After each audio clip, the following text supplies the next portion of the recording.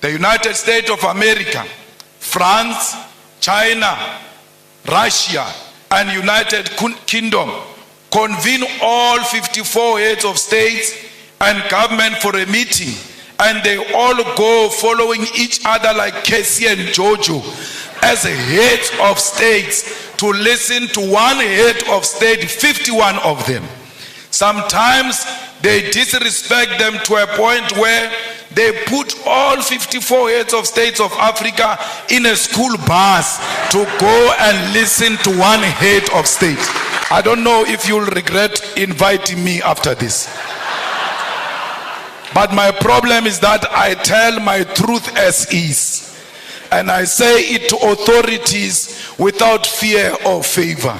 Till today, no one has ever sued me legally successful. Till today, no one has imprisoned me, because you can't imprison or sue the truth. The truth will always prevail. This is the kind of speech that won't be forgotten anytime soon. Tell President Ruto that the people of Palestine are what Mau Mau was. Tell President Ruto that the people of South Africa are what Palestinian people are today. Where our land get encroached, where our land just get taken, and we get killed on our own land, we get tortured on our own land, we get imprisoned on our own land. When we fight, they say we are terrorists.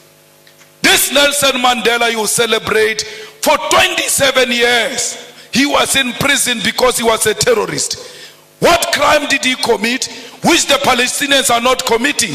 His crime was to fight for the liberation of the people of South Africa and the oppressed world all over, including the people of Palestine. This is the speech that each and every African needs to hear. Many of you confuse the unity of Africa to mean collaboration or cooperation.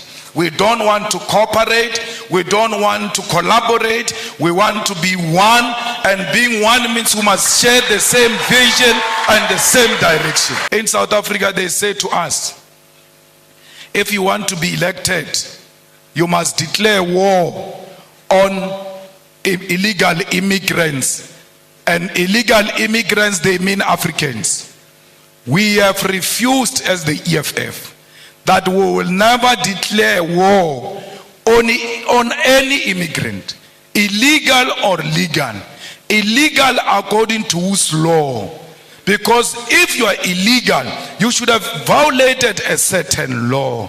Which African law did these people violate when they came to this side of Africa? Because they are still in the same territory of Africa. They are at home when they are in South Africa. There is no African who will ignore this speech from Julius Malema. The French are brutal, to a point that post-colonialism, they still make certain African countries to pay colonial tax to France. All French soldiers and military must leave the African continent, and this also should apply to neo-colonial military bases, including the African Command Center of the USA. We don't want the army of America. We don't want the army of France here. We don't want the army of anyone. We want African army on African soil. Hello family, welcome back to Coolbase. Welcome back to another episode. In this video, I would love us to discuss about what was the speech of Julius Malema in Kenya. The president of EFF had given a very powerful speech over there. But before we engage ourselves in a deep conversation on what this man has spoken of, I'm inviting you first to watch this speech more carefully until the end, so that I'll come back with more analysis. People who look like you and me continue to be treated as an inferior race. When you see a black person, when you see an African person, everywhere else in the continent, in the diaspora, and all over the world, please be kind to African people, for because they are a hated nation.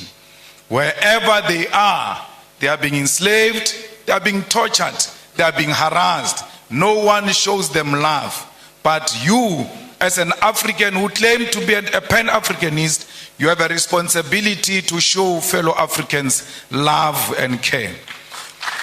The violent, genocidal, and catastrophic transatlantic slave trade and colonialism are the historical twin towers that plug the humanity of Africans into the dark night, which to this day seem to have no end in sight. The image of the African as a black and subhuman was forged through massive and violent enslavement of millions of African people sold in the Americas as properties of white colonial settlers. In the coastal and mainland villages of West Africa, through the gun, the dogs, and the spears, African communities were plundered, captured against their will, and chained like animals. At the ports of Ghana, those chained, naked, and malnourished bodies of men, women, and children were scaled, measured, and sold for gold, silver, or livestock. They were put in those gigantic ships that crossed thousands of kilometers of the massive body of violent and cold waters of the Atlantic Ocean. Millions will not survive the dangerous voyages on sea. They will die of disease, starvation, or pure mental illness. Many will be offloaded alive, thrown into the deep waters to ease navigation during the storms of the violent seas. It is on those cold Atlantic Ocean's waters, deep in the bottom of the ocean, that many carcasses of African people, their bones lay rotten in chains and swallowed by the sea. Those who survived and on arrival in the Americas were forced to work in the different plantations of white men. From the voyage ships to the plantation, the image of an inferior African was being constructed through brutal force. Then began the violent colonial conquest for settlement aimed at our natural resources that defined our native continent. The white man sought to rule Africa and here designed a system of racial segregation, racial humiliation, racial abuse that lasted for many centuries. The colony and the plantation, with the voyage slave ships in the middle, were the perfect technologies of recreating the African into a subservient being whose only survival in the modern world must always be through white tutelage, supervision, and approval. The transatlantic slave trade, colonial conquest, and colonial rule are responsible for the zombification of the African soul and its intellectual damnification and the psychotic condition where Africa and its people cannot handle their affairs without white supervision. As both an intellectual project and a program of revolutionary change, Pan-Africanism is first the recognition of this terrible history, which by all definition remains a world history that has cast the African into a global identity of inferiority amongst people of the world. Pan-Africanism is never forgotten noise of the painful cries of those captured slaves whose black bodies were swallowed by the Atlantic Ocean from the slave ships. It is the agonizing cry from the brutal violence suffered by the black slaves in the sugar, cotton, and corn plantations from Georgia to Sao Paulo. Pan-Africanism is also the resounding victory from the theater of the Haitian Revolution from 1781 to 1804, led by the greatest descendant of our continent, Toussaint Louverture. Together with his patrons, they bravely led the first and only successful slave revolution in human history, defeating a combined European force commanded by a France Napoleon Bonaparte. It is the bravery of those African former slaves who will define citizenship on a racial definition of blackness. declaring that Haiti belongs to black people regardless of the color of their skin. Pan-Africanism is also the anger emanating from the countless defeats suffered by the patriots, the brave soldiers like those of Mau Mau and Bambata rebellion, defeated at the hands of the brutal British colonial forces. It is the intellectual heritage of Marcus Garvey, W.E. Du Bois, Booker T. Washington, Harriet Tubman, Pixley Isaac Aseme, Charlotte Mateke, Winnie Mandela, Kwame Nkrumah, Seiko Tore, Julius Nyerere, Haile Selassie, CLR.A. James, Frantz Fanon, Thomas Sankara, and today our own Prof. Lumumba, together with us, must carry the mantle of the African Pan-Africanist cause. Pan-Africanism is a set of ideas written in chains with blood, spear, and the unforgiving guns of the sons and daughters from the Algerian Revolution to the Battle of Kutoko-Navan. It is the one-party state of Africa as a whole, as professed by Marcus Garvey. It is Ami Caesarius' negritude, Kwame Nkrumah's African socialism, Steve Biko's black consciousness, Julius Nyerere, Ujamaa. It is also Mbeki's African Renaissance, all based on forging a unity of African people who are formed by the same history and must seek after common destiny.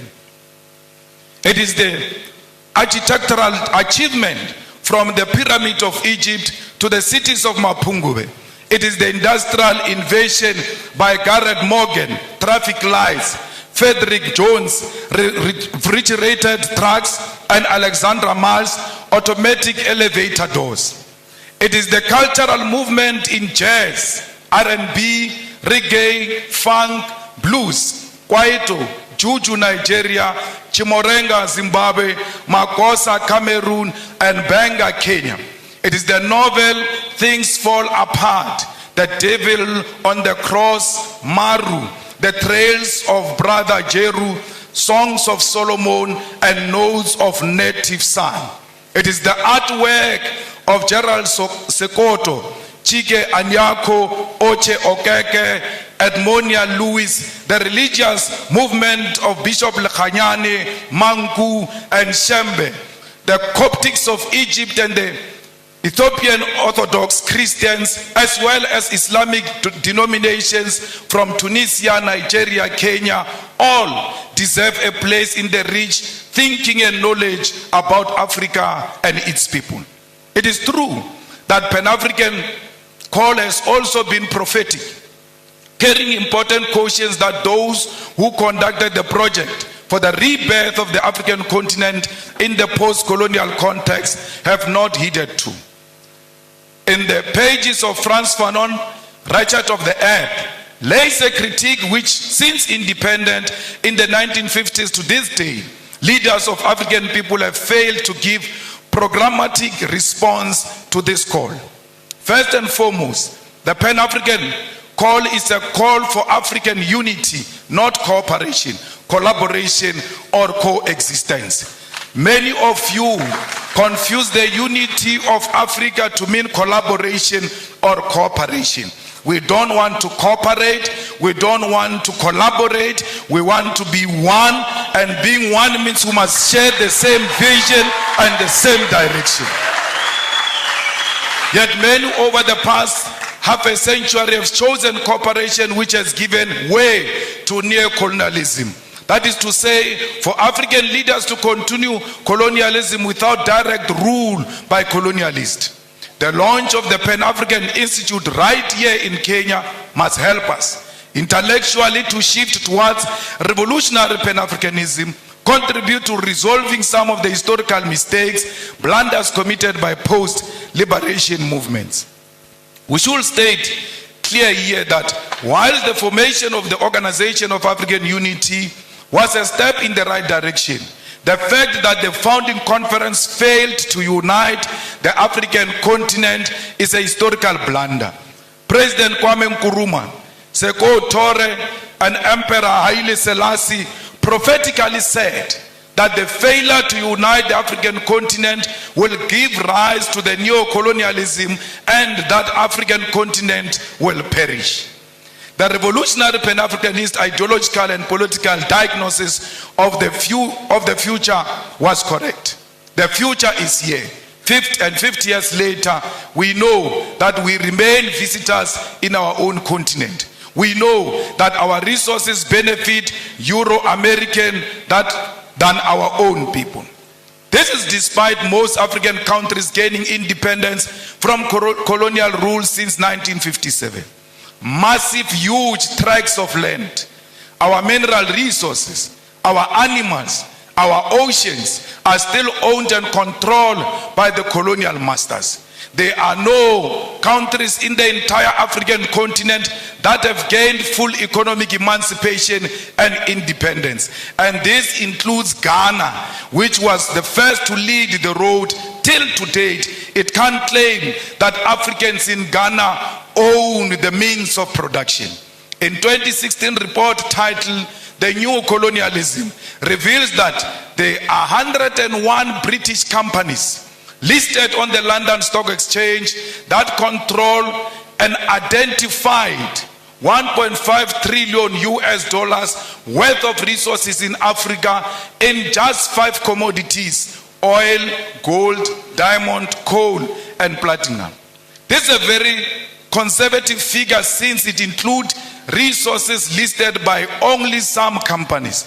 Many companies do not provide the figures of the resources they control. And majority of these companies that do not tell us what they control and what they own in Africa are found in DRC, because they are the ones who fuel the divisions in DRC. They are the ones who fuel the fight in DRC, and they are stealing the resources of DRC because they know there is no proper accountability for such resources. The War on Want report on neo-colonialism further illustrates that the fact that these 101 companies control and own the following key resources on our continent: 6.6 billion barrels of oil, currently worth 276 billion US dollars. They control 79.5 million ounces of gold, worth 119 billion US dollars. They control 699.3 million carats of diamonds, worth 134 billion of US dollars. 3.6 billion tons of coal, worth 216 billion US dollars. 287 million ounces of platinum, worth 305 billion US dollars. These are the numbers that reflect British neo-colonialism in the African continent. I've not spoken about what French companies are doing.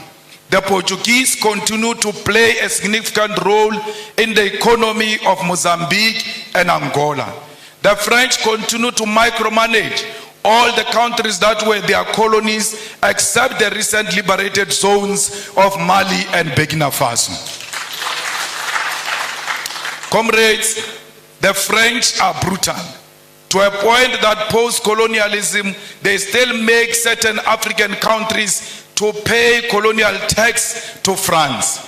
The French are brutal because some of their former colonies, their reserve banks are still in France. They are not in control of their own economy, yet they claim to have an independence. We, as progressive Pan-Africanists, must fully associate with and support all revolutionary actions of fighters who are removing puppets of French imperialism from political office and power. Not all these actions are revolutionary, because we must be careful of French-sponsored coups in Africa, where we think there is a revolution taking place in Guinea-Conakry, only to find that there is a French puppet who seeks to replace those who were there before. There is nothing revolutionary about the Guinea-Conakry coup.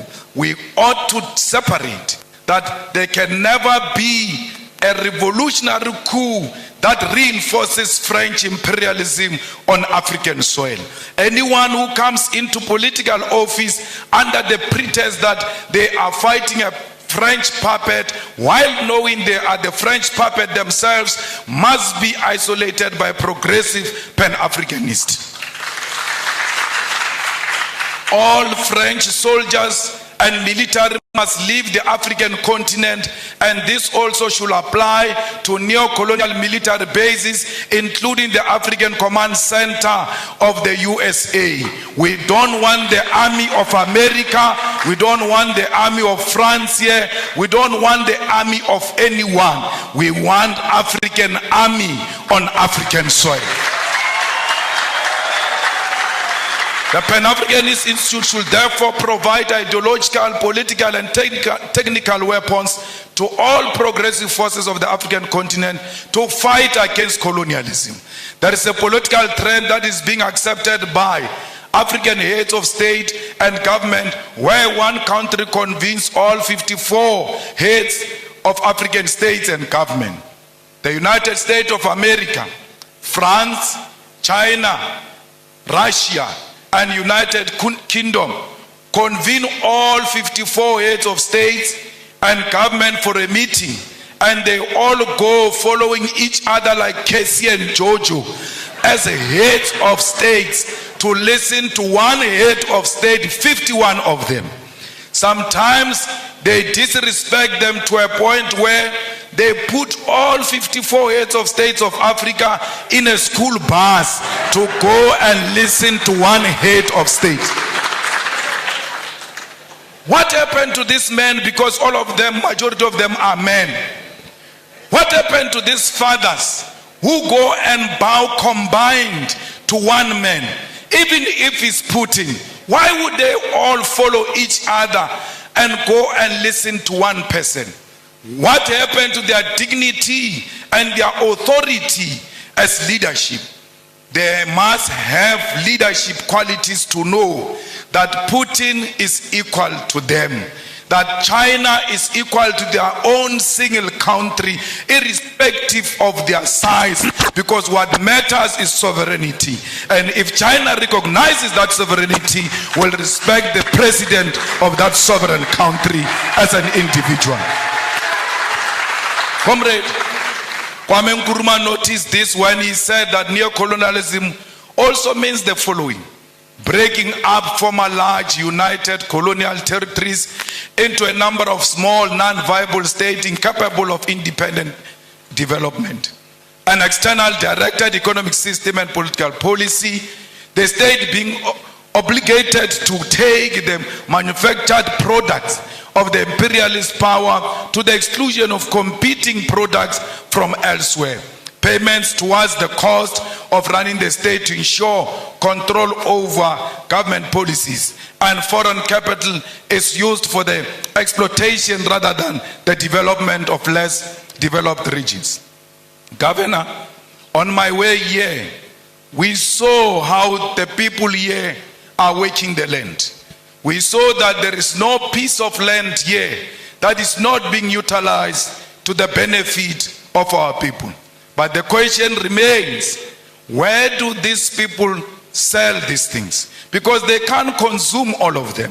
Yes, they must produce to feed themselves and feed the whole Kenya and feed the continent and the world.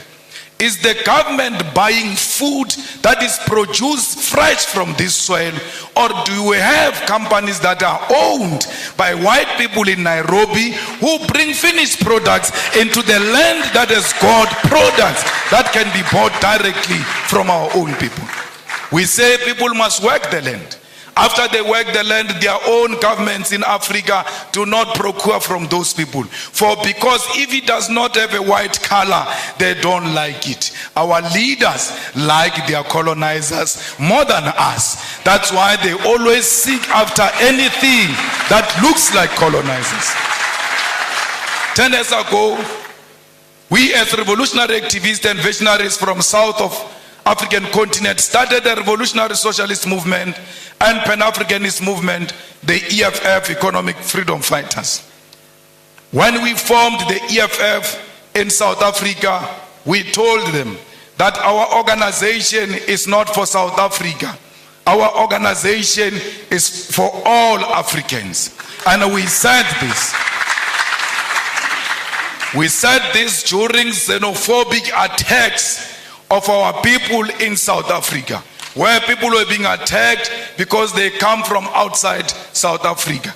We chose to side with our people because we're necessitated by the fact that we love ourselves. And if you love yourself, you'll see a person from Tanzania in you. You'll see a person from Nigeria in you, because we are one thing. We as the Economic Emancipation Movement did not only say we are Pan-Africanist. In one of our cardinal pillars, we said South Africa must engage in massive investment of economic development in Africa. Because if you keep on saying people are coming to South Africa, are looking for jobs, are going to take jobs from us, we can stop this thing of people coming to South Africa. How do you do it? Go and build massive economic development in African countries so that people can stay where they are and they can feed themselves from where they are. No one wants to leave his own home into some strange place. We leave our homes because we are searching for greener pastures. If there is an ESCOM in South Africa which is failing to give us electricity, but when it was well and still running according to how we wanted it, ESCOM had the capacity to electrify the whole of Africa. Why are you not going into the African continent and electrify the whole of Africa? Why is there no train that moves from Cape to Cairo, making sure that trade in Africa and movement of goods and persons is easy? Because if we do that, there's no one who can leave Lusaka to go and stay in South Africa. They can get into a train, go and do what they want to do in South Africa, and come back home and develop their own countries. We must make sure that this Africa is linked together. We must violently demolish the borders that exist between our countries, because those are not our borders. You cannot worship a border between Tanzania and Kenya and come and sit in this hall and say you are a Pan-Africanist. A Pan-Africanist means the first task is to get rid of colonial borders so that we bring Africa together in practical terms. I don't know if President William Ruto means it, because he said so many things and I can't locate him these days, because the things he said during election and the things he's doing now are two different things. I don't know, because I heard him saying we need to do away with the dollar and build our own currency. But his actions are not speaking to anything of doing away with the dollar. The latest being putting a red carpet for a murderer, a person who killed the Kenyan people, coming into this country, receiving a red carpet and being saluted by our own army. This is not a Kenyan army, it's not a colonialist army. The Kenyan army is a product of the Mau Mau rebellion, and those who killed our people in the Mau Mau rebellion cannot be saluted by the same army of the children of those who were killed during Mau Mau rebellion. We have a duty to stay true to the cause. We have a duty to remind the king and Britain of what they did to us. Indeed, he shows no remorse. He says this was bad, it shouldn't have happened. But he runs short of, I apologize, I am sorry. He will never say he is sorry, for because he thinks that his race makes him superior and he's not qualified to apologize to those who are junior to him. We call upon the Kenyan government to be firm and to decide what they want to be. Do they want to be Pan-Africanist, or do they want to be proponents of neo-colonialism? You can't have it both. Only one call must be made, and that call is of Pan-Africanism. It's not easy being a Pan-Africanist, for because the mindset of our people is so colonized, they are going to isolate you. They are going to look at you as if you are a mad person. They are going to look at you as if you are unreasonable. But it is a cause worth pursuing because of the generation that came before us. We don't want visas. We want one currency for Africa, because our currency can be more powerful than the pound and the dollar combined, because London has got the biggest storage of gold, yet they don't have a single smallest mine of gold. Their economy is based on our minerals, and if we safeguard our minerals and protect them and say out of these minerals we are producing a currency that is going to compete internationally, we stand a good chance. We need African Central Bank. We need African Monetary Zone. We need African military combat, because these pockets of wars that are happening in Africa are not of our own making. They are sponsored wars, so that those who continue to steal our resources can do so uninterrupted as we fight ourselves, amongst ourselves. So we need a military, a common defense system, the African High Command that will ensure the stability and security of Africa. We equally need a biting African court to deal with dictators who only exist in Africa to feed their friends and families.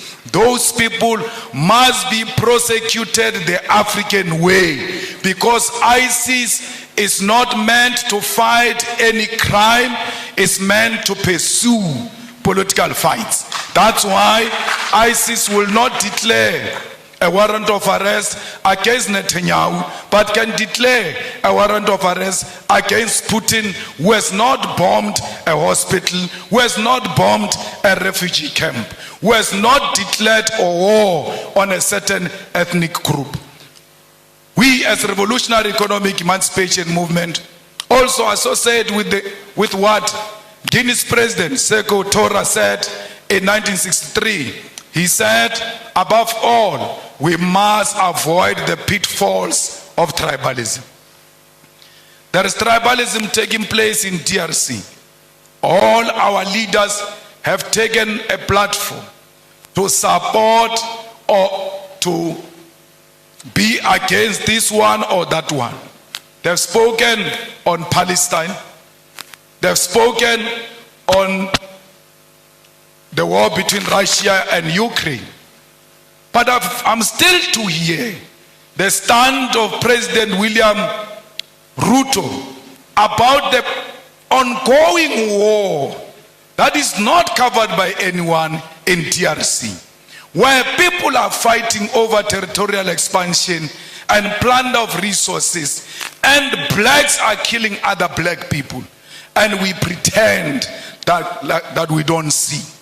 It's important as leaders of states and governments to always condemn violence and war, especially if it's barbaric and informed by tribalism and unjustifiable territorial expansions. Before you can speak about other countries, charity begins at home. Let there be peace in DRC. Without peace in DRC, Kenya will never know peace. Because these rascals are going to learn from those wars in DRC and want to import them into Kenya. You have a duty to stop them there before they come into Kenya. Comrades, we will make sure the struggle of all immigrants, most of whom are economic migrants and asylum seekers in South Africa. We will never.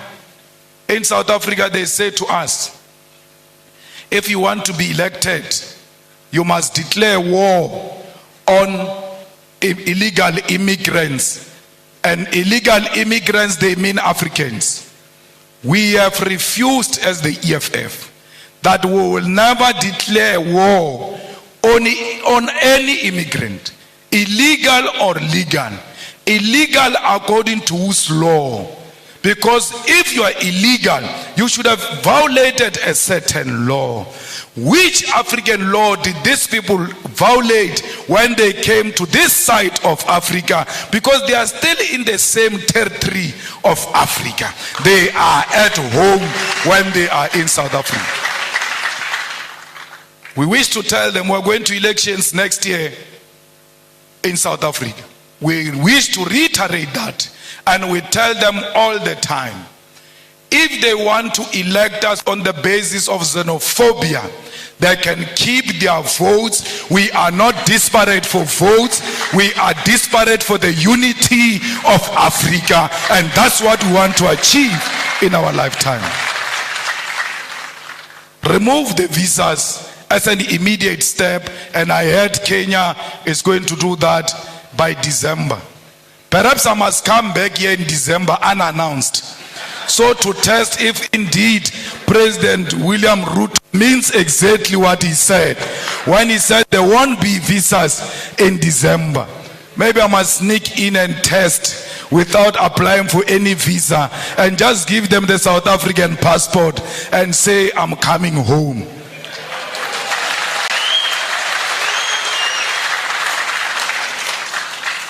Mama, we want to commit in front of you and all the dignitaries who are here and the students that this Pan-African Institute will be supported by the EFF. We will ensure that indeed it has got a home in South Africa.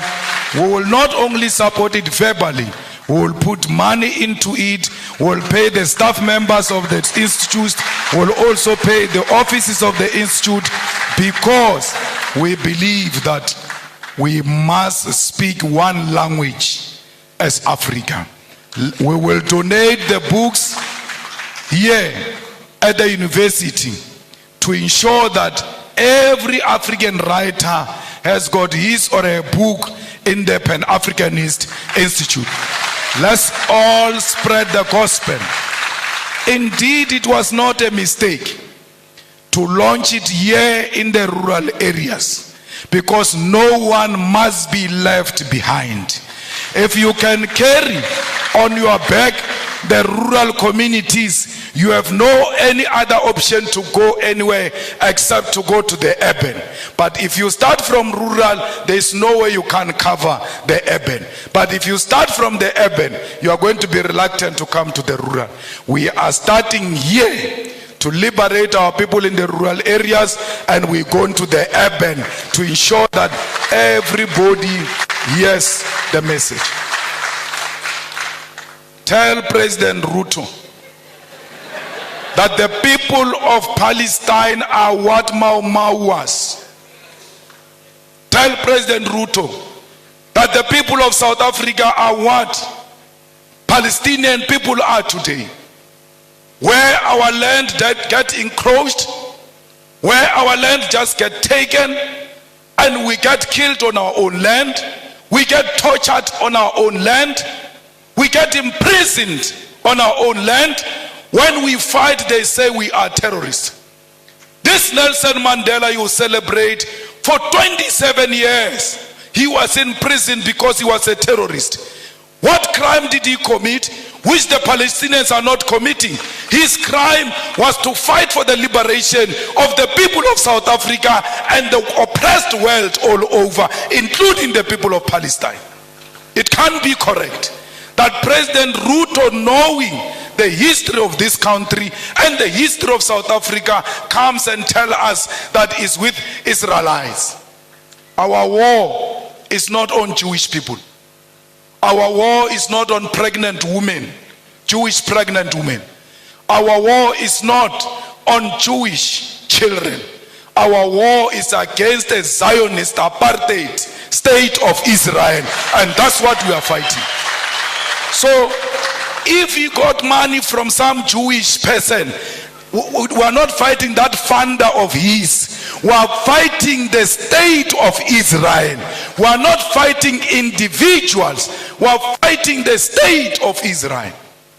At the age of 9 years, the Boers walked into my house and turned everything upside down, stripped my mother naked.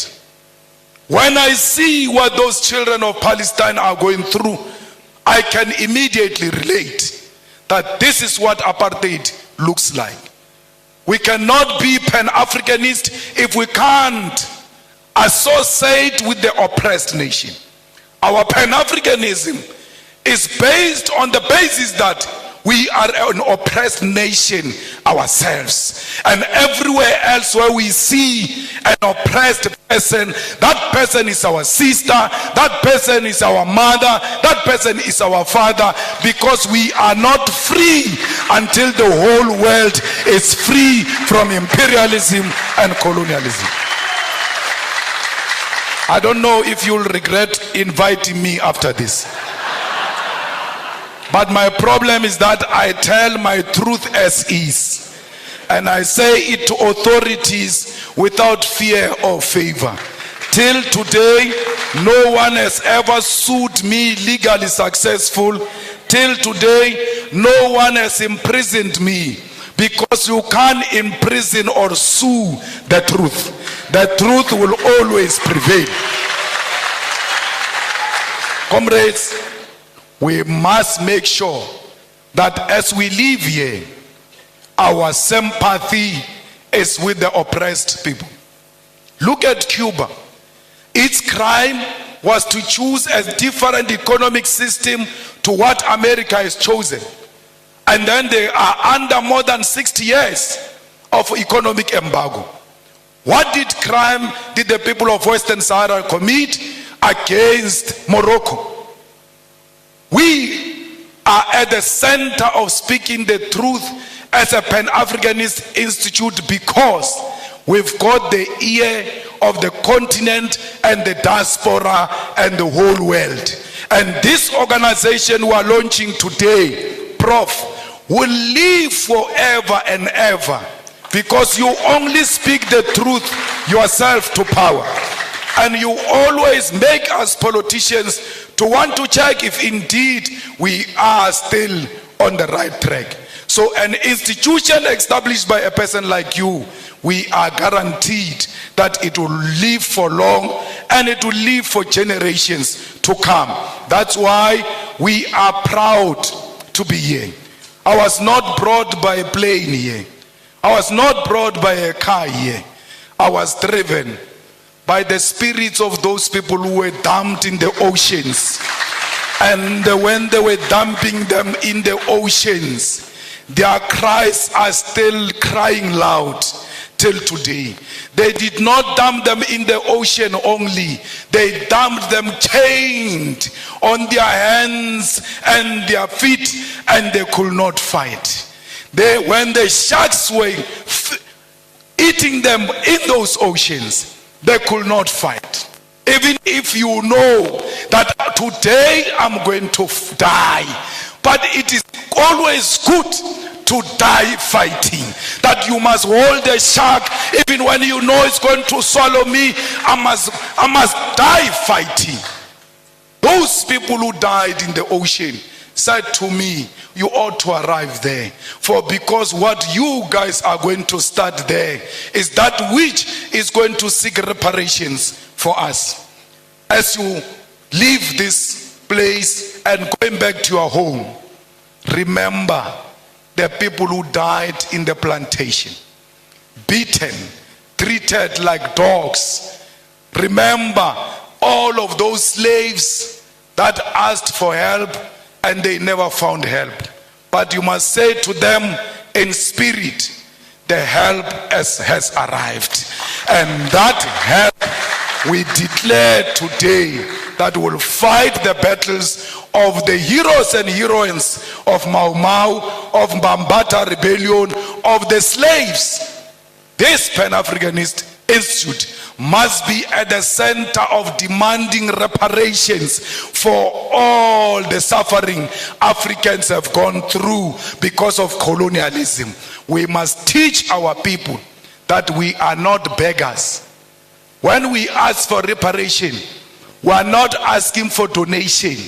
We are asking for what was stolen from us to be returned so that we can prosper and become a better nation.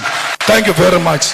Now that you have watched the whole entire video, I want you now to give me your time so that we can have a conversation on what the president of EFF, Julius Malema, had to say in this speech. This is a very powerful speech that each and every nation around the world need to hear, particularly Africans who've been through a lot, Africans who have suffered a lot.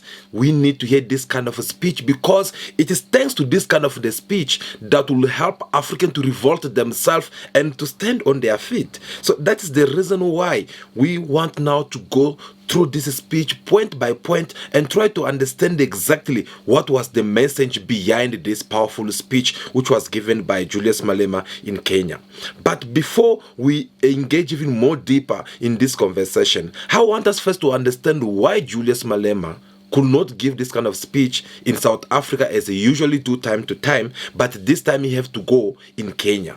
What brings Julius Malema in Kenya? Pan-Africa Institute mean for African people. So guys, what happened is that Julius Malema was invited by Prof. P.O. Lumumba, who's the initiator of this Pan-Africa Institute. So this Pan-Africa Institute is something which bring more Africans, Pan-Africans around the Africa continent. They have to come in their numbers to come and exchange ideas, and they have to come and try to, since they all speak the same language, now they have to see on how they can put all these ideas on the tables and start putting even more pressure to their government in order for them to achieve this institute that they are coming up with. And if you were watching this, I mean the whole video from the beginning until the end, you will understand that Prophet Lumumba had even explained some of the reasons that gathered these people together, all these Pan-Africans and all the students who were there. The reason being this, that they have to make them be aware on what Africa will look tomorrow, if I have to put it in that way. So they have to come and tell them things that Africans supposed to be doing long time ago, but we never achieved to do it. So they have to come with all these ideas and put it together. For an example, they had to come and remind Africans that we need to have one official language. This English, French, Portuguese and whatsoever, they are not Africans' language. This language are for colonizers, and they're the one who've been coming up with this language and imposing it on Africans. So Africa continent with African within it, they deserve to have their own official language. Through this Pan-Africa Institute, they had to come and remind people that Africa need to have one monetary, and we don't need to be using US dollar or franc CFA, all these foreign currencies. We don't need it, because Africa, we can do all these things by ourselves. And still going far, they had to discuss again about the unity of Africa and so on and so on, many points that they've been discussing in this Pan-African Institute that they just launched today. So guys, now that is what brings Julius Malema over there. He had to go over there so that he can be one of the speakers. But I remember when Prof. Lumumba introduced him to the people, he says that before we get to this point, in order for us to make our choice on someone such as Julius Malema, is because we have looked around the world whether it is in Africa continent, whether it is outside of Africa continent, we don't have another Pan-African, a true Pan-Africans who can speak in behalf of Pan-Africans and stick to their words, such men as a Julius Malema. So they look around, they could not find anyone else but Julius Malema. Do you agree with that? Well, if you do agree with that, it is good. But if you don't agree with that, then just feel free to also give us also your point of view on a comment section. We'll have a look on that. But they had to go around and they look. Of course, there's many true Pan-Africans out there, but there is different levels, and we can't deny that Julius Malema is one of those true Pan-Africans, because since from the beginning of his career, all he did was to speak in behalf of Africans. So Prof. Lumumba had to come and explain people all that, and that is how he ended up introducing the president of EFF, Julius Malema, who took his time to give this powerful speech. Guys, you have watched everything, but I just want us to touch on a basic point which we had summarized for you, that the president of EFF, Julius Malema, had spoken about, because it is very capital for you to be aware of what this man have said and what is his message behind all this speech that he get to give today in Kenya. So Julius Malema, for an example, he spoke about the love that Africans are supposed to have, but yet we don't have that love for one another. That is where Julius Malema started his message.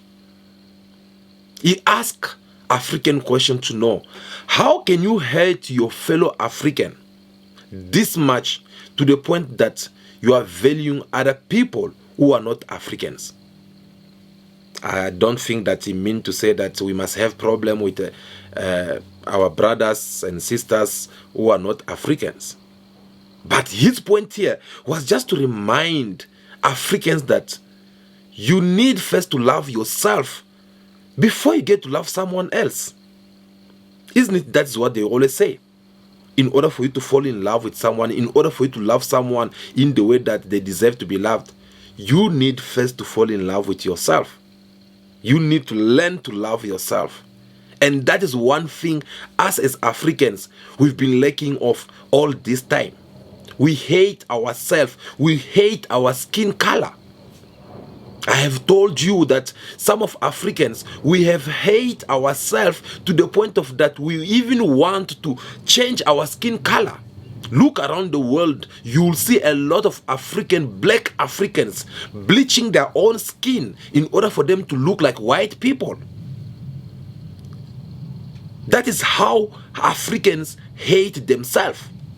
Imagine when a person can just go all the way, buy expensive product, and then apply it on their body, on their skin. You find women spending thousands and thousands of money in order for them to buy expensive cosmetic so that they'll look like white women with their hair. All this, it shows on how we hate ourselves, because this kind of people, once they spend that money on them and then they manage to change themselves, they manage to transform themselves into somebody else's skin, into somebody else's look. This kind of people, they'll never gonna see you in the same way that you're supposed to be seen by them. They'll start seeing you in the low space because they believe that they look now like white people. And we all know that it's only white people who always want to see black people like nothing in their eyes. That is the truth. I know it might hate someone out there, but I don't care. Let me speak the fact, because this is the truth. The Bible says, speak the truth because the truth will set you free. And we all know that in this world, if we have to put people who are full of arrogance, people who have to look at other human being like nothing, that would be white people. We all know that. Black people, we don't have problem with white people. We eat with them, we can play with them. We don't have that thing. They're the one who give us names, they're the one who call us names, they're the one who treat us in a different ways. Let's put that aside. But back to what I was telling you.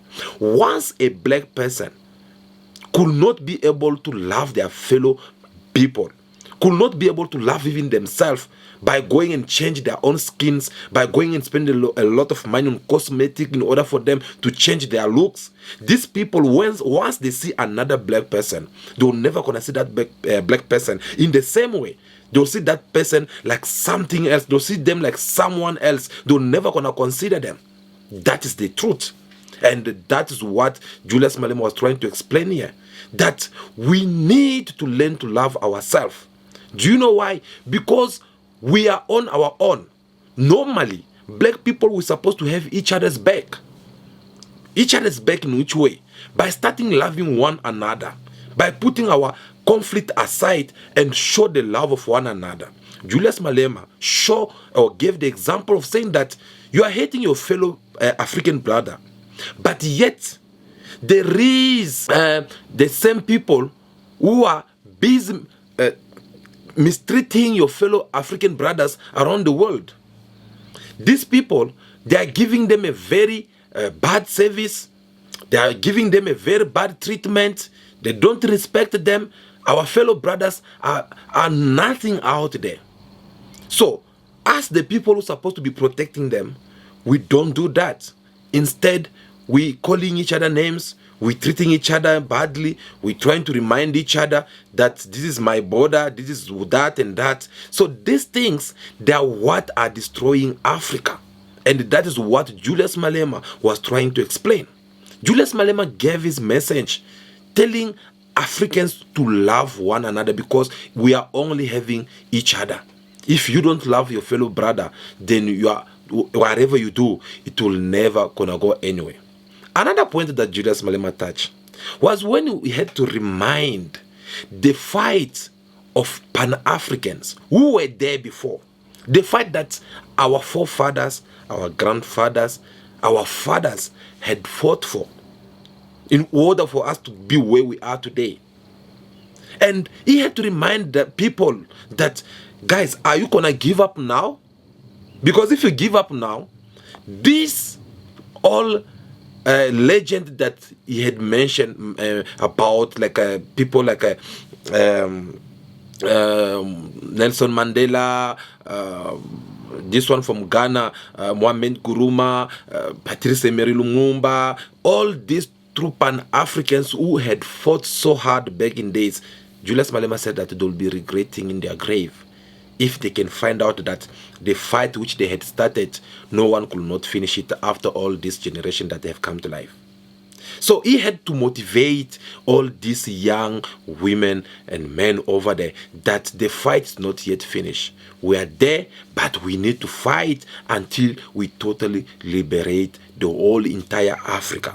He was also happy to acknowledge the effort which some of African countries such as Burkina Faso and Mali, they are showing, especially when it comes to the way they have managed to liberate themselves, not that totally, but in a very big percentage, to liberate themselves from France.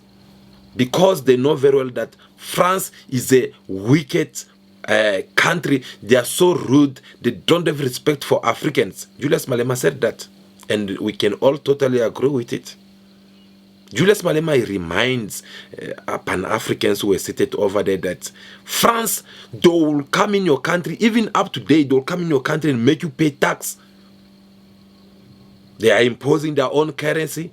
You know, all the country that France had colonized, up to date, France had had lived them physically. They had removed their body in these African countries that they had colonized.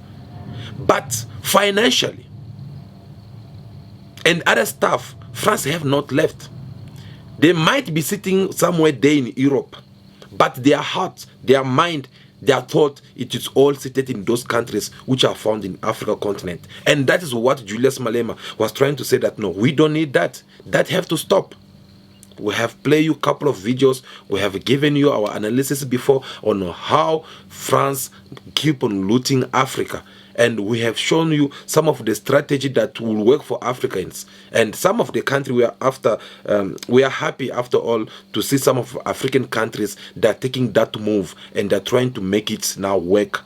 Because before, it was like You speak, they will hear you from one side of the ear, and it will come out from the other side of the ear. But at least now, Africans are taking the responsibility of all these things on their own. So guys, that was Julius Malema giving that powerful speech over there in Kenya. But was that all? No. The man spoke about other point which was very interesting.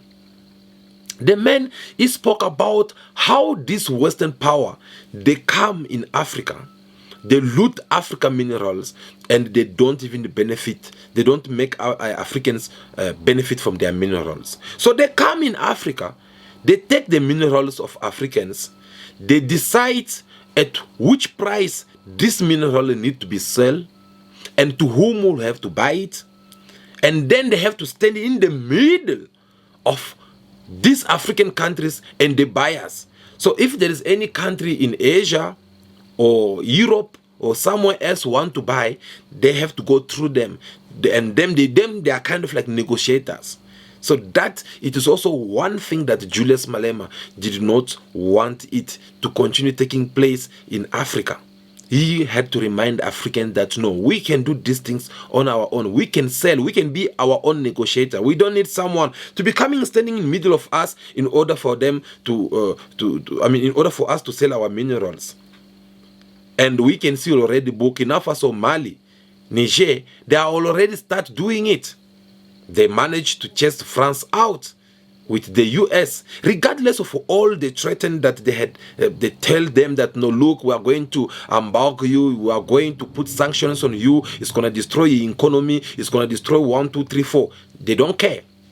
They did not care at all. Do you know why? Because they know that this is their tools. They know that this is how these people get to bully many nations around the world. They will come in your business and they'll try to do whatever they are doing. The day you say no to them, then they'll consider you as their enemy, and they'll start coming threatening you with sanctions. So they are ready. They accept the sanctions. Until now, what is happening there? They went there recently, guys. They were having United Nations General Assembly over there in the United States of America, because they refused to acknowledge the military government in Niger and some of African countries which had the military government. They did not invite them. They rejected them. They did not even want to say anything about them. What did this country lost? Nothing. They thought maybe after putting all those pressure, something will happen. Nothing happened. You guys, you saw it again in Niger, France, threatening Niger, telling them that no, if you guys don't remove that military government, we'll come and invade your country. Did that work? Did not work. Instead, what happened? Some of these Western African countries, they showed that solidarity to go and support people of Niger, telling them that no, we are ready, we are right behind you. And they tell France right in their face that if you guys don't remove your feet in Niger affairs, then you guys must know that you'll find us right on your way, because we'll be there to help people of Niger. What happened? After then, France, they left. That is how it's supposed to be. So we can't keep on giving up each and every time these people, they say something and we just give up like that. No, they are not our masters. They are not our pastors who come and say that hallelujah and you say that amen. No, they can't just be coming and asking us jump, and then we have to ask them how high should we jump. That are the things that need to stop. So I totally agree with Julius Malema on this particular point, when he had to remind Africans that African minerals are not benefiting Africans. So we need to do something about it so that these minerals can only benefit Africans. Normally, in a logic way, most of these countries, I'm referring to British, US, France, Portugal, Belgium, Italy, these countries, they're supposed to be begging Africans on their knees in order for them to have access to African minerals. What I mean by that is, in order for them to buy our minerals, they should be on their knees begging us, because of all the crime that they have committed in Africa continent, because of all the bad things that they have done in Africa. These people, they're supposed to be begging us. That is how things are supposed to be. I know what I'm talking about. They're supposed to be begging us because they have looted Africa. They have stolen from Africa many years ago. And no one of them up to date have not apologized for what they have done. You guys, you heard Julius Malema referring to the King Charles of UK, who went in Kenya recently. First of all, you could hear that Julius Malema was very disappointed in President Ruto. Yes, he says that I don't understand President Ruto. He kind of like he just having this popular speech. You give a speech, when people are applauding for you, the next things you are not putting that speech in action. And he gave some of the example. He says that no, how come you are here? You said that no, Africa, we need to have our own currency. We need to have our own money. We need to trade among ourselves. We need to put the USA aside. We need to put euros and pounds aside. France, for all these foreign currencies, we need to reject it. People, they applaud for you. But the next things, you are criticizing the colonized money, yet you are welcoming them in your land and using the Kenya army to officially welcome them. Did you guys saw how you welcome the King of England? The men even walking the red carpet. It is kind of like whatsoever his mother did back in days to people of Kenya during the colonial time. It does not mean anything to President Ruto. That one, even myself, I was very disappointed. I was surprised. That's the reason why I did not even talk about it. When the King Charles visited Kenya, normally I'm supposed to give my point of view on it. I'm supposed to give my analysis on it. But I did not want to talk about it because I was kind of like disappointed. I always talk good about President Ruto of Kenya because of his ideas that he gave about Africans. Because of things, the dream that he have for Africans. But with the moment when I saw him welcoming him, this man in the red carpet, the man who's supposed to be coming in Kenya or walking on his knees, starting apologizing from the moment he stepped out of his aeroplane. This man could not even do that, but he was welcome, I don't know, like in a very special way. He was treated in a very special way. And you could see that even when he's supposed to be asking for a true forgiveness, the man was busy beating around the bush. He did the same thing that the King of Belgium did in DRC. After people of DRC refused to welcome him, people of DRC told him that no, if you want to arrive here, then you have to make sure that you apologize. And this king, he arrived in DRC, he failed to apologize because they all have the same arrogance. They are all the same. Their apology is different to the one of Africans. Africans, if you want to apologize, you really mean it. Even when you're apologizing, the person who's listening to you, they'll pay attention to you and they'll be like, yeah, they really mean what they're saying. But these Europeans, USA leaders, they don't apologize. Some of them, they came in Libya, they killed Mohammed Gaddafi. Later on, they start confessing on what was their plan to remove Mohammed Gaddafi in power by all means. If Mohammed Gaddafi refused to be removed from power, they will kill him. But after doing all this confession, have them even tried to apologize to people of Libya? No, they have not done that. So this is the kind of people we are dealing with. The kind of people who believe that they are above the law, they are above you, they can do whatever they want to do. You are nothing. Whatever you say, whether you agree or disagree with them, they don't care. The kind of people that we are dealing with in this world. And that is something that needs to stop, because we don't need that. We need Africa to be standing on their own, and Africa need to be respected by everyone out there. Another point that Julius Malema spoke about, it was the borderless Africa. Because Julius Malema, like it or not, this is the man who took that risk when it was not even the time But he had to stand, to take that risk, to stand against the separation of Africa borders and call for borderless Africa. Julius Malema, when you listen to him himself, he even confirm it, that when he first started these things, it was all during xenophobia attack which was taking place in South Africa, whereby our fellow Africans, they were busy killing one another, all because they believe that one African is a foreigner in one of African country. And Julius Malema had to stand.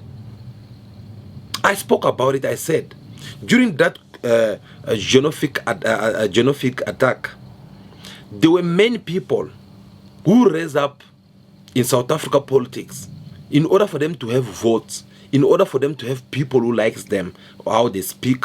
They had to go and revolt many South Africans, putting those hatred ideas into their aid, telling them that these Africans are not our brothers, they should be killed. And people did that.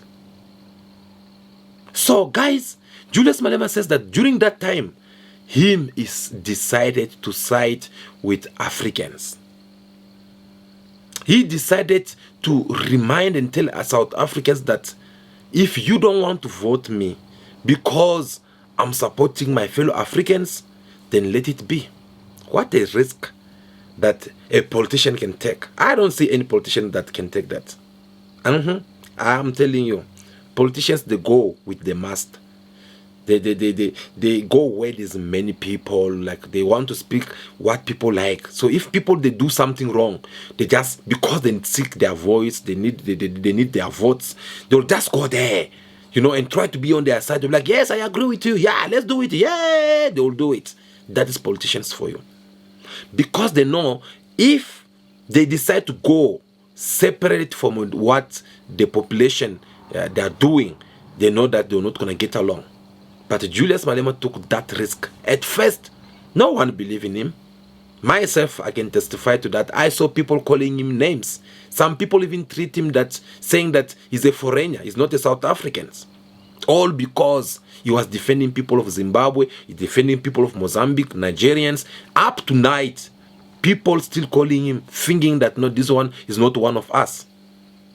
Why? Because he decided to remain on his position. But as time goes by, as the men keep on insisting with this message, trying to make people understand, like, no, look, we can't hate ourselves. We can't mistreating our fellow Africans. They're not the one who create job. They're not the one who takes your jobs. They're not the one who does 1, 2, 3, 4. These people, they're just here because they believe that Africa is also part of South Africa is part of also of Africa continent. So there is a serious problems which need to be tackled. And the serious problem is through the government, it's through the leadership, it is through the police, it is through the military, it is through the bank, it is bank owners, it's through the business, because these are the people who create jobs. I remember in some of his videos, Julius Malema saying that you are going to fight a foreigner, because that's what they call them here. They call them, they say, illegal foreigners. So Julius Malema, you heard, he said, when they say illegal foreigner in South Africa, which means we are foreigners, because in South Africa we have come to learn that whether you have your documents or not, as long you are not speaking one of the South African language, or even if you speak it, but as long maybe you are from other part of Africa like Zimbabwe, like Mozambique, they consider you as a foreigner. Yes. So whether you are doing it, recently we're having a problem here where they were busy attacking some spaza shop, and in this spaza shop they were all accused that they are selling expiry food, which we also condemn very much. But we were surprised to see they were not only attacking spaza shop, they were even attacking cloth shop. I saw myself a shop owner who have all the papers in order, but someone have to go and attack his shop saying that no, it's illegal. Then I ask myself that does also cloth get expire? Because if cloth can also get expire, then that's something else. So we're having a serious problem here, which, whether we like it or not, we need to be educated. Yes, we need to be educated in order for us to change our mentality. We need to be educated in order for us to change our way of seeing one another. Because now we are attacking foreigners, the way they put it, of course, our African brothers. But guys, I can even go far in telling you that we're having problem even between among ourselves as a South Africans. Yes, go and see a South African who come from KwaZulu-Natal and the one who come from Limpopo, or the one who come from somewhere in Cape Town. They're having this, xenophobic among themselves, and you ask yourself, like, what is this? So obviously, somehow, whether we like it or not, it is true when Julius Malema says that the moment we are done with the fellow Africans, we'll start now killing ourselves. Yes, because the same person who's busy putting all those ideas in your mind, telling you that no, you should not love your fellow African, this is the same person who come and put the same poison in your mind for you to start killing someone who come from Pumalanga, someone who come from Durban, because they just want to see us being separate, so that then they'll be able to have the economy of this country in their hands. So Julius Malema had to come and remind these Pan-Africans that no, guys, I had to take that risk at that time when no one see this coming. I took that risk because I had no choice. But as time goes, people, they start understanding my message. People start understanding where I was coming with all this. And today, since I had called for borderless Africa, I'm happy to at least to start seeing some of African leaders taking the actions. But he put that but on President Ruto. He said, I don't know if President Ruto is really going to do this, because I don't remember him. I don't recognize him anymore. The man is changing, he's saying something, and then he's going to do something else. So he said that he'll rather come to Kenya announce like without being invited by anyone, so that once he's in Kenya, then we'll see whether he's gonna enter in Kenya without having a visa. He said that he's gonna carry his South African passport, and once he arrives at the airport, then you will see whether they'll let him in or not. That is a good strategy, and I believe President Ruto, what he had said, the whole Africa, the whole entire world, all African brothers who are all over in the overseas, they have heard his message. They heard what the man said. And by the end of this year, well, I can even give him some more time until January to see if this will be fulfilled. I know some of African leaders who did that, and they are respecting their words. For example, President Tshisekedi of DRC, I remember when he came in power, he did not allow the visa for the whole entire Africans, but he allowed visa to, a free visa, of course, to all the Congolese diasporans who had changed their nationalities. Let's say, like, maybe you are a South African and then you find yourself in Poland, and the next thing to change the nationality, you become maybe a Germany or Italy, and then you decide to go back to Congo for a visit or maybe to do business. Once you arrive at the border, at the airport, you just need to prove that you are a Congolese. Once you can prove that you are a Congolese by birth, then they will allow you to go inside the country without having visa. And for your own information, Congo, Republic Democratic of Congo, I mean to say, they are the one who have the most expensive visa in the world. The most expensive visa. Their visas reach even up to $3,000. The cheapest one is $350. When all these other nations, their visa is $50, $60. They stamp you a visit visa. You go in and comes out. But with the DRC, they have put their visa very expensive. Do you know why? Because they believe that most of visitors that they usually have, these visitors, they go there to do business, to take the Congolese mining, yes, take Congolese minerals and do their business. So they kind of like putting it that expensive. But for me, I think that price, maybe they should leave it for people who are coming from Europe, America, Asia. But for Africans, I insist, Congo, Nigeria, these two countries, for me, I still insist they must open their borders. The African people should go in free of visa, because these are the countries which have a lot of diasporas, almost everywhere around the world, especially in Africa. So they should open their borders for Africans to have a easy access. So now Julius Malema was asking this question because he had to understand whether President Ruto will really respect his words or not, because a lot of leaders, they promise but they don't fulfill. President Ruto. So they are waiting. We are waiting to see. And myself, I can't wait for that time, because I would love to visit Mombasa.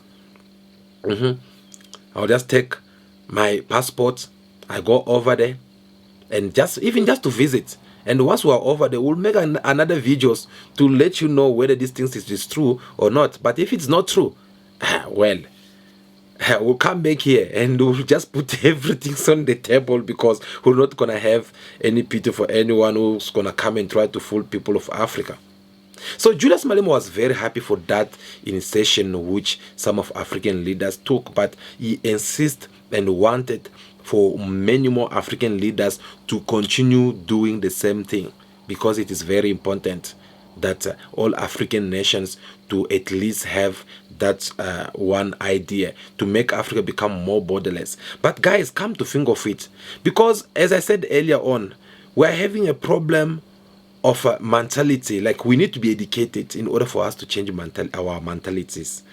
You know, some people up to date, especially in our country, they believe that when they are talking about borderless, which means our fellow Africans, they'll come and take our jobs, they'll come and do 1, 2, 3, 4, they'll come and blah, blah, blah, blah, blah. No. When they are talking borderless, guys, borderless will help you to grow up your economy. You are crying about how you are having a lot of unemployment, but don't you know that if the border are open, you'll have someone who's coming from Mombasa to come and do business, not to live in South Africa, but just to come in, do business and go. And you'll have even our fellow South Africans who will also start going somewhere in Africa just to do business and come back. They always say that home is a sweet home. Your original also will always count. Yes, we can be a united Africa without borders, but each and every one of us will remember where we are coming from. So opening the border is going to be more easy. But when we close our borders, and it happened that some of these fellow Africans, they come in, they don't have proper documents, they can't go out and everything. That is when you see you guys, we're getting stuck, because we are not doing things in the proper way we're supposed to be doing. So I'm also in to preach for this borderless Africa, because that's what we're supposed to be after all. If these people, they did not come in Africa, perhaps Africa is supposed to be one continent. But these people, they come in Africa, they taste the cake of Africa, they feel it so beautiful, and they were like, okay, let us celebrate. Each one of us should have their share, they should have their portion of these Africans. And that's how they start putting borders. That is how you find some of the countries such as France, they are having more than 32 countries which they were colonized. British on their side, Belgium, Portugal, Italy, UK, all of them. So guys, the borders are not for Africans. The borders has their own people who's supposed to be having those borders. And to see how clever these people they are, look in Europe, about 27 countries decided to join their idea together and remove visas. Which means if you are coming from Belgium, you can go to England without visa. If you are from this, how they think they are clever. They did that. But on our side, they did not do that. And they are busy putting a lot of separation among Africans so that we don't get along, so that we don't speak the same language as they are. Do you know why? Because they are afraid. These people, they are afraid because they know very well that the day Africa will be united, the day Africans will remove borders and start traveling around Africa free of visa, I'm telling you, it's gonna boost the economy of the entire Africa. Because someone from Burkina Faso will decide to come to South Africa and just do business. Someone from Kenya will decide to go to Egypt and do business over there. So we'll be connecting one another like this. There will be a circulation of money. And they know very well that once African country remove borders among themselves, the next thing, they'll impose on us their monetary. They'll have their own currency. They'll reject the US dollar. They'll reject the pounds and euros and franc CFA. They'll remove all this money and they'll behave their own currency. They know that. That is the reason why they don't want African Union to be independent. If you ask yourself a question, why each and every time there is an African Union summit, there will always be a so-called group of people coming to represent the European Union, or certain people representing the US. When the Europeans they are doing their summit, when the US they are doing their things, they don't invite Africans. But you'll find them always seated in the hall. You guys saw one of this video I play for you when they chased them in the hall. They were busy participating in a different speech, but there was this particular speech which African leaders, the protocol actually asked them to leave the wall, telling them that no, okay, guys, Samai. And they removed them from the wall. And that was something that they were so angry, because every time they are showing their presence there, you hear them the next things they will hold the press conference or they'll discuss it over there in the Europe Union. They'll be like, no, okay, the EU have decided to sponsor or to found African Union with this much of billion or blah blah blah blah blah. And you ask yourself, are them giving this money for free? Because as far we know, these people, they don't give anything for free. These people, they give money in exchange for something else. They do all these things. They found Africa countries because they know that they have something to take in return. They never settle where they know that they're not going to benefit. Can't you see how USA, they're busy running away from Ukraine? All because they noticed that, okay, we have spent a lot of billions of money, but yet we're not benefiting anything from Ukraine. So in Ukraine, there is no minerals. If there were minerals in Ukraine, guys, I'm telling you, by this time, there were not going to be something like a USA leaving, abandoning Ukraine in the middle of the war in order for them to go and start something else over there in Israel and Palestine.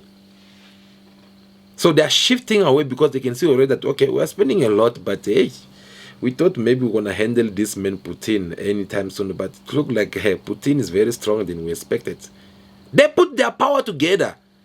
The USA on their own, they put about 170 billion. That is excluding the money which Joe Biden had announced recently.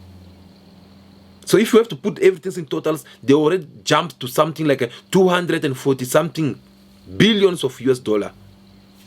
That is the USA alone, excluding the 27,000 billion that the NATO nations have given as well. Yet they are not able to defeat Putin. Putin, who's still fighting on their own without the help of anyone. Am I lying? No, because these people, they stand against each and every country that try to show the intention to support Putin. Each and every rumor that try to circulate that no, maybe Putin is gonna meet this president, maybe Putin he wanted this kind of weapon from these countries. They were there ready to start sanctioning already that country before even they had done whatsoever they are being accused of. You guys saw the example for South Africa. They are showing, they see this other ship there in Cape Town, and the next thing they're like, no, this Russian ship, it is here to collect the weapon from South Africa without having proof. Late on, when they were proven wrong, no one had the courage to come and apologize about what they were saying. The kind of people we are dealing with. So they kind of like want to settle more or to spend more when they know that they are benefiting. Another example, easy example. Look what is happening in the DRC, because Julius Malema spoke about it. The war that is ongoing in DRC. Do you know how long this war has been existing? Guys, we are talking about 3 decades. More than 25 years that people of DRC, they've been attacked from the inside. Do you know why? Because DRC is very big. Actually, it is the second largest country in Africa continent after Algeria. But this war that we are talking about in DRC, it's not everywhere in DRC. If you go in Kinshasa, you're not going to find that people fighting over there. This war, it is only seated in one corner of the country, which is in the east of DRC. They are fighting there, and it never stopped up today. Do you know why? Because there is a lot of minerals that come over there. Gold, copper, whatever. All these minerals, they are found over there. So what they do, they bring a lot of conflict among Congolese with their neighbors' countries to fight. And when you are fighting as Africans, them they are busy looting. Wait the day when this Congolese neighboring country will decide to say that, okay, enough is enough, we're not going to kill each other. You will see the peace will reign in that region once for all. But since they know that, no, we're making money, and no, we are doing all this, yeah, because, guys, I always say, we all know who's the founder of this phone, iPhones. We know the founder of it. We know the fund of Android phones. We know. And we know what materials they are using in it. And all of it, they are coming from Africa. Especially in DRC. The screen of these phones are made from DRC. I'm referring to DRC minerals. Because they don't fabricate anything in DRC. They take the minerals, they go and fabricate over there. That's another way of killing Africans, whereby they're supposed to be even transforming these minerals in those countries, in those African countries, so that Africans can be able at least to have job in their countries. But that's not the case. They take the minerals the way it is. They go with it in their countries. They do everything there, and when they're doing everything there, which means they are even having more jobs for their people. And once they're done with everything, they come with it in Africa to sell you it to you. That's what these people, they've been doing. So they've been bringing all this conflict because they are benefiting. And as long as they keep on benefiting, they're not going to stop. We know the owner of these funds. If they want to stop that war today, it is very simple. Go to the iPhone and ask them, where do you guys buy your minerals? From now on, we want to start seeing each and every license of each and every mineral that you guys are buying. If you buy minerals, you must show us the license. Are you buying it official to the Congolese government, to the Malian government, or are you buying it in a dark market? If you are buying it in the dark market, which means you are the one who's sponsoring all those rebellions, all those terrorists who are busy attacking the official government in order for them to loot the mineral of those countries. Simple as that. If they put that principle, you will see that these things will stop once for all. Another easy example that I want to share with you, it is in Nigeria. Look at Boko Haram. How many years now? How many years now they have killed a couple of Boko Haram leaders, but yet the movement is still there. The Nigerian army, they are unable to defeat this so-called Boko Haram. Boko Haram become invisible. They are nowhere to be found. How possible is that? Their faces are well known. But yet, you can't see them, you can't catch them. How possible is that? Do you find that normal? No. Because these people that are well protected by the open eye masters. Because these people that are well financed in the bush, if they're there, or maybe if they're seated somewhere, these people, they are having women, they are having children, they are living a normal life, a very rich life. Sometimes they come in the city, in the nice suburb, they buy beautiful home over there. But if you ask yourself a question, how do they get all this money? How do they eat? You see some of them, they are having these expensive gun machines in their hands. Even cars as well. How do they get it? Because we all know, according to the international law, you can't buy a gun without that gun being identified. A gun, in order for it to be bought, it needs to be identified from which manufacturer was it invented, who sell it. It must have also the code number. So all these guns that we are seeing, Boko Haram and all these people who are putting trouble in Africa, all the guns that they've been using, these guns, they were not fabricated in Africa. They were fabricated in all these countries. We know that they are the big countries that usually sell guns. So why is it so hard for them to follow and trace those guns? For an example, when they kill one of the Boko Haram and they take the gun, why they can't take these guns and try to find out which company was it manufactured, who sell it, and then go and check the date when these guns were fabricated? Because if they check the date, then they will see who bought it. If it was a Nigerian government who bought it and give it to this Boko Haram, they will know that it's a Nigerian country. Because there is no any individual who can go and buy guns. Guns, it can only be sold between countries, one nation to another nation. That is how it is according to the international laws. An individual like me and you can't go and show up there, no guys, I want to buy a gun. No, if I want to buy a gun, I'll go to my country and have a license. That license, now I can buy the gun only within my country. I can't go to another country and say that no, because I'm having South African license that allow me to carry a gun, I need to buy a gun here. No. Those are the international law. So these people, when they're having these guns, there's an easy way for them to trace where these guns are coming from. But no one ever done that. Do you know why? Because they're taking us for fool. So those are the kind of the things that need to stop. They are busy bringing trouble in Africa, doing all that because they know exactly. They know exactly that in Africa they are benefiting a lot. That is the reason why you never see the war in Congo finishing. That is the reason why even the conflict which is going in Nigeria with Boko Haram never finished. Because each and every time Boko Haram attack a city, a territory, these people are busy taking Nigerian petrol. That is what happened. They take Nigerian petrol, they will take a lot of petrol, and by the time the government of Nigeria or military come and try to take over that city or village, them they already finish with their mission and they move to the next village. Just like that. That's what they've been doing. So guys, it is very important that we get to learn this kind of truth about Africa continent. It's very important for us to put our mind together, our ideas together, so that we can be able to develop this Africa.